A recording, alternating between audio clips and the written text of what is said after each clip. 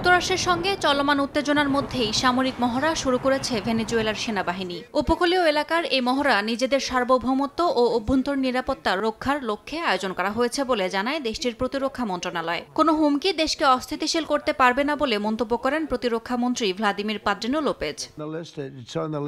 বৃহস্পতিবার হোয়াইট হাউসে সাংবাদিকদের সঙ্গে মতবিনিময়ে ভেনেজুয়েলার স্থল অভিযান চালানোর হুমকি দিয়েছেন মার্কিন প্রেসিডেন্ট ডোনাল্ড ট্রাম্প। বলেন, ভেনেজুয়েলার ভূখণ্ডই হতে পারে যুক্তরাষ্ট্রের পরবর্তী লক্ষ্য। একই সঙ্গে যুদ্ধ ঘোষণা ছাড়াই মাদক সন্ত্রাসীদের হত্যার নির্দেশ দেন তিনি।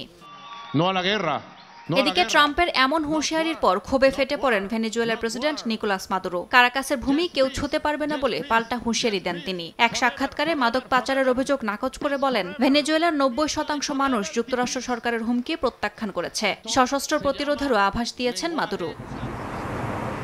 বিশ্লেষকরা বলছেন, ভেনেজুয়েলায় যুক্তরাষ্ট্র স্থল অভিযান শুরু করলে তা আঞ্চলিক অস্থিরতা বাড়াবে। এমনকি কারাকাসের তীব্র প্রতিরোধ এটিকে সংঘাতের দিকে ঠেলে দেবে বলে মনে করছেন তারা। ইয়াসমিন অনন্যা, সময় সংবাদ।